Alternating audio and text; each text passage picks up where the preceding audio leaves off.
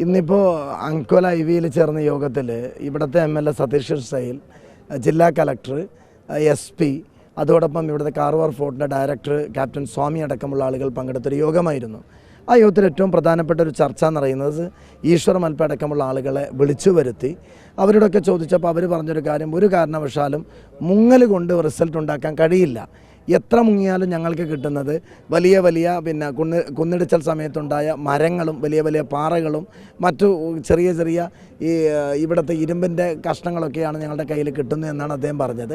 അദ്ദേഹം പറഞ്ഞൊരു കാര്യം, അത് മാറ്റിയാൽ മാത്രമേ അതിനകത്തുള്ള ഈ നമ്മുടെ ട്രക്ക് നമുക്ക് കണ്ടെത്താൻ കഴിയും. ആ ട്രക്ക് കണ്ടെത്തിയാൽ മാത്രമേ നമുക്ക് അർജുനെ കണ്ടെത്താൻ കഴിയും. അത് പറഞ്ഞതിൻ്റെ അടിസ്ഥാനത്തിലാണ് ഇന്നത്തെ മീറ്റിങ്ങിൽ അടിയന്തരമായി ഇവർ ഉയർന്ന ഉദ്യോഗസ്ഥന്മാരുമായി ചർച്ച നടത്തി ഇൻചാർജ് മിനിസ്റ്റർ മാങ്കാള വിദ്യ അടക്കമുള്ള ആളുകളുമായി ആലോചിച്ച് 50 ലക്ഷത്തോളം ചെലവ് വരുന്ന ഗോവയിൽ നിന്നുള്ള ഈ ഒരു ഡ്രഡ്ജിങ് മിഷൻ ഇവിടെ എത്തിക്കാനുള്ള തീരുമാനമെടുത്തു. അതിൻ്റെ അഡ്വാൻസ് നൽകി, അതിൻ്റെ പണത്തിൻ്റെ വടികൾ കണ്ടെത്തി. അവരെന്തായാലും ആ ഡ്രഡ്ജിങ് മിഷന് തിങ്കളാഴ്ച കൂടി എത്തിച്ച് അഡ്വാൻസ് നൽകി. അവരെന്തായാലും അല്പസമയത്തിനകം ഔദ്യോഗികമായി നിങ്ങളെ മീഡിയസിനെ കണ്ടുകൊണ്ട് അതിൻ്റെ ഒരു സമ്പൂർണ്ണ വിശദീകരണം അവർ ഒഫീഷ്യലായി നൽകുന്നതാണ്. എപ്പോഴാണ് ഇത് ഇവിടത്തേക്ക് എത്തിക്കാൻ വേണ്ടി കഴിയുക? മൺഡേ, തിങ്കളാഴ്ചയോടുകൂടി എത്തും. തിങ്കളാഴ്ച കൊണ്ട് മാത്രമേ എത്തുള്ളൂ? തിങ്കളാഴ്ച, കാരണം അവർ ആ യോഗത്തിൽ 10 ഡേയ്സാണ് ചോദിച്ചത്. ഇത് കടൽ മാർഗമാണ് എത്തുന്നത്. അപ്പോൾ അവർ സമ്മതിച്ചില്ല. 7 ഡേയ്സ് ചോദിച്ചു, അപ്പോഴും സമ്മതിച്ചില്ല. അവസാനം തിങ്കളാഴ്ചയോടുകൂടി കമ്പൽസറി ഇവിടെ എത്തിക്കണമെന്നാണ് പറഞ്ഞിട്ടുള്ളത്. അത് അവർ അഗ്രി ചെയ്തു. അതുവരെയുള്ള ദിവസങ്ങളിലെ തിരച്ചിൽ അങ്ങനെ നാളെ ഒരു സ്വാതന്ത്ര്യ ദിനത്തിൻ്റെ ഭാഗമായി നാളത്തെ ഒരു തെരച്ചിലിൻ്റെ കാര്യത്തിൽ സംശയമാണ്. മറ്റുള്ള തെരച്ചിലൊന്നും അവസാനിപ്പിക്കുന്ന കാര്യം തീരുമാനിച്ചിട്ടില്ല. നേവിയും SDRF ഉം NDRF ഉം ഈശ്വർ മൽപ്പ അടക്കമുള്ള ആളുകളെ കൊണ്ട് ഇവിടെ മാക്സിമം ഡൈവ് ചെയ്യുന്ന കാര്യങ്ങളൊക്കെ അവർ ഇതേ രീതിയിൽ തുടരുമെന്നാണ് മീറ്റിങ്ങിൽ പറഞ്ഞിട്ടുള്ളത്.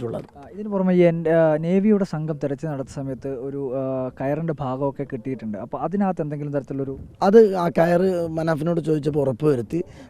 ഇന്നത്തെ ഈ തെരച്ചിലിൽ നമുക്ക് നമ്മുടെ ഭാരത് ബെൻസ് ലോറിയുമായി ബന്ധപ്പെട്ടുകൊണ്ടുള്ള പല സൂചനകളും ലഭിക്കുമ്പോൾ ഒരു കാര്യം ഉറപ്പാണ്, ഈ 100 മീറ്ററിനകത്ത് തന്നെ ആ ലോറി ഉണ്ട് എന്നുള്ള കാര്യത്തിൽ ഒരു തർക്കവുമില്ല. ഈ ഒരു ഡ്രഡ്ജിങ് മിഷൻ വന്ന് ഇത് ഇങ്ങനെ മാറ്റിക്കൊടുത്താൽ മാത്രമേ ഇത് നമുക്ക് അതിൻ്റെ അടുത്ത് എത്താൻ കഴിയും. അതിനും കൂടി ജില്ലാ ഭരണകൂടം ഒരു തീരുമാനമെടുത്തു എന്നുള്ളത് നമുക്ക് പ്രതീക്ഷ പകരുന്ന ഒരു കാര്യമാണ്. പലരുടെയും ഒരു ആശങ്ക എന്ന് പറയുന്നത് സ്വാഭാവികമായിട്ട് തിങ്കളാഴ്ച എന്നതിൽ ഇതിലേക്ക് പോകുമ്പോൾ ഇത് സ്വാഭാവികമായിട്ട് തിരച്ചിൽ ഏതെങ്കിലും ഘട്ടത്തിൽ അവസാനിക്കുവാനുള്ളൊരു തീരുമാനത്തിലേക്കാണോ അല്ലെങ്കിൽ ആ ഒരു തീരുമാനമാണോ എന്നുള്ളൊരു ഒരിക്കലുമല്ല. ഞാൻ ആ മീറ്റിങ്ങിൽ പങ്കെടുത്ത ഒരാളാണ്. എന്നെ പങ്കെടുപ്പിക്കാനുള്ള കാരണം ഇത് മൊത്തം ഈ ചർച്ച കേരളത്തിലൊരു MLA എന്ന നിലയ്ക്ക് എനിക്കറിയണം. ഞാൻ അറിയുന്നതോടുകൂടി കേരളത്തിലെ മീഡിയാസിലൂടെ കേരളത്തിലെ ജനങ്ങൾക്കറിയണമെന്ന സതുദ്ദേശത്തോടു കൂടിയാണ് അവരിരുത്തിയത്. അപ്പോൾ ഞാൻ പറയുന്നൊരു കാര്യം, അവർക്ക് ഒരിക്കലും ഈ നിർത്താനുള്ള താല്പര്യമില്ല. നമ്മളെക്കാളും താല്പര്യത്തോടു കൂടി ട്രക്കും അർജുനും കണ്ടെത്താൻ വേണ്ടിയിട്ടുള്ള ശ്രമത്തിലാണ്. അതിനുവേണ്ടിയുള്ള ശ്രമമാണ് അവർ നടത്തിക്കൊണ്ടിരിക്കുന്നത്. അതിൽ ഉത്തമ ബോധ്യമുണ്ട്.